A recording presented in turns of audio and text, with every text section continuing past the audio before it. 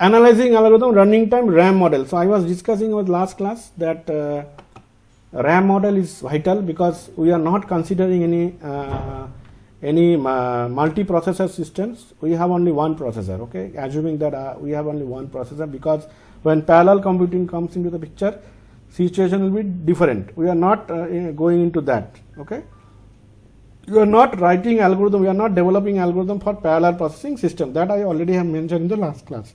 So to be specific, we are actually dealing with RAM model.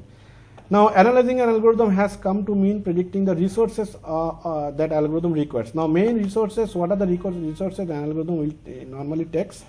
First is occasional resources such as, sorry, I have wrongly, 1 second, beta, 1 second. Okay.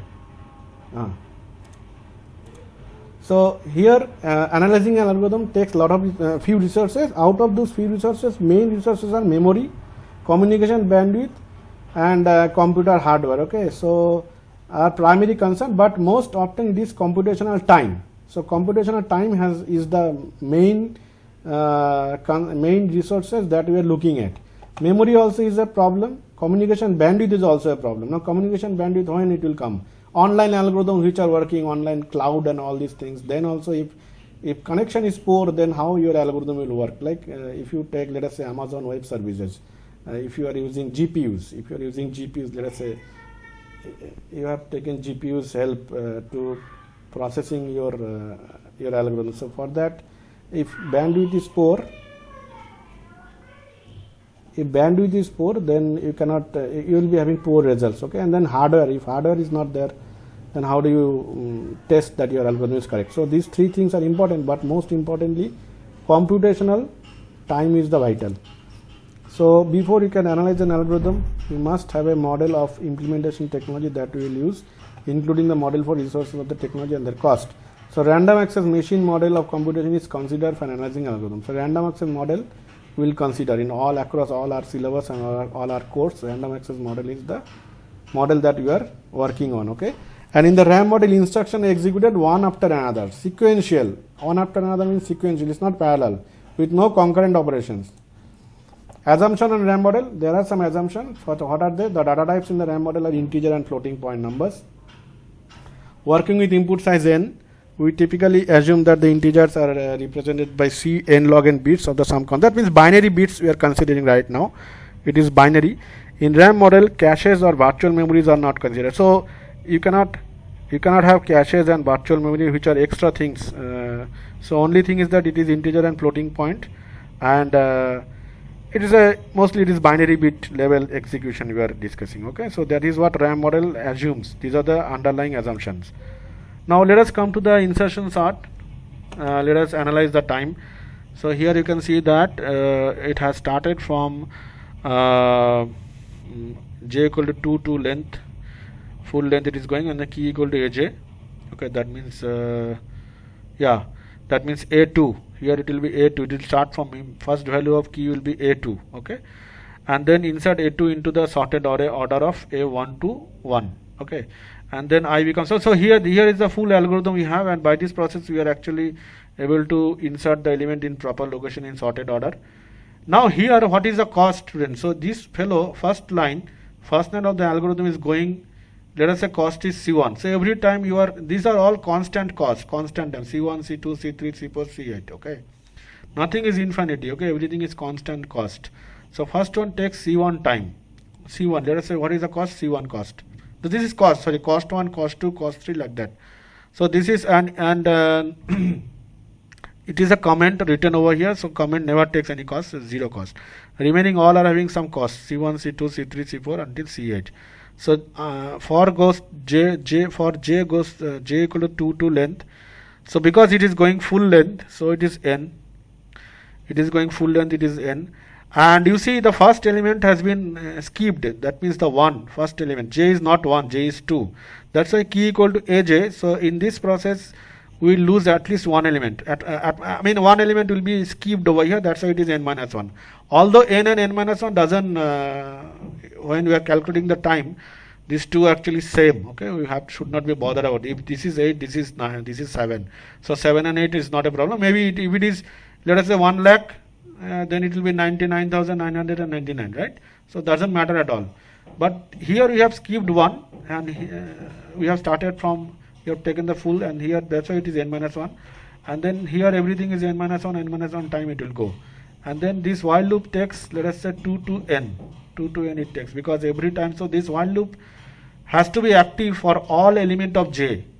J starts from 1, that means full length, it will go to full, j equal to 2 to n, it will tj, let us say this is tj, and here it is tj minus 1 and tj minus 1, and then finally it is n minus 1. Okay, so this is the total time taken by this algorithm. So if you calculate it, so this is cos c1 into n number of times, c1 into n, this one is c2 into n minus 1, and c4 into n minus 1, c5 into n minus 1, like that it goes on, and then fine. So this part, and then we have two summations also. One summation is this one tj, one summation is tj minus 1. Okay, so this is nothing but c1 plus c2 plus c3 plus c4 into n, and remaining something will be constant. So this is constant. Which one is constant? I think c2 once again, there will be some constant time.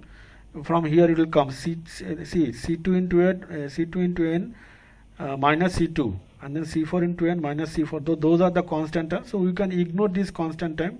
These are linear, these are constant, and these should not be bothersome for us, because no n term is with this constant. Okay, so you can simply ignore them.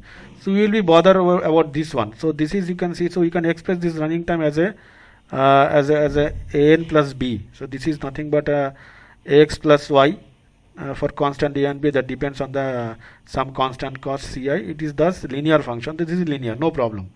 So this whole c1, c2, and then c4, and then this one c8 gives us linear term. Okay, next we start. Okay, and then what about the two term that we have? This is this one tj and tj minus 1 and tj minus 1. These three one, which are summation. Okay, so here if you see this j, this one tj, it is nothing but j equal to 2 to n. Okay, so that means 2 plus 3 plus 4 plus 5 plus 6, like that it goes up to n. So this is nothing but summation of natural numbers. You know the summation of natural number is n into n plus 1 by 2 minus 1. Okay, and then similarly instead of j, it is j minus 1. So you can replace n equal to n minus 1, and n plus 1 you can replace n minus 1 plus 1, which is ultimately giving n into n minus 1. Okay, so this fellow will give us n square, this fellow also will give us n square. Okay, this is the final. So this fellow also gives us n square, this fellow also will give us maximum time n square. Okay, so because these two guys are giving n square, so we can express this worst case running time as a n square plus b n plus c. So this is nothing but a quadratic time. So this whole insertion sort takes quadratic time. Okay, so this is how considering the RAM model as a base model, we can actually find the time taken by any algorithm. Okay, see, frankly speaking, this n and n minus 1 is not a problem. Okay, it's not that one is n and n minus 1, not much difference is there. So I don't think any problem will happen. So here, because this is tj, so this tj is nothing but summation of natural numbers. Okay, now here you can ask me, sir, why it is tj? Okay, because it's a loop. So it's a loop. So here it is clear, students, here it is clear that this is also a loop. It will at most go to n, that means 1.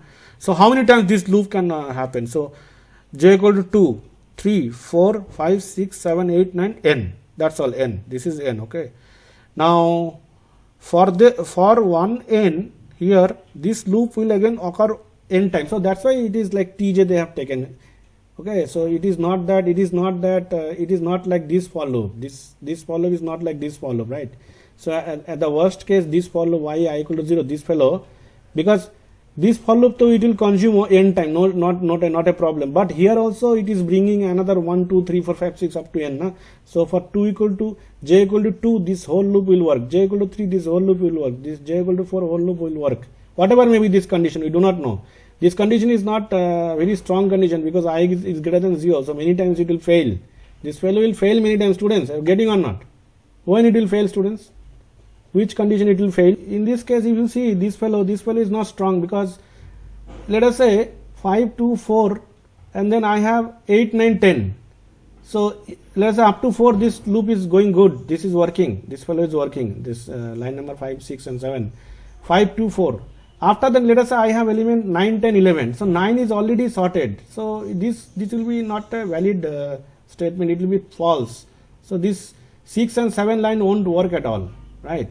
So even though that is the case, whatever the maybe the input and all, this maximally can consume, let us say every input is in reverse order, descending order. In that case, this will be active every time, and that will be the worst case scenario. So that's why they have taken Tj over here, using Tj. So Tj is not, if it is not that two loops are participating over here, it would be only n, because two loops are participating parallelly. So that's why they have considered Tj. Okay, so that's why this n into n plus 1 by 2. So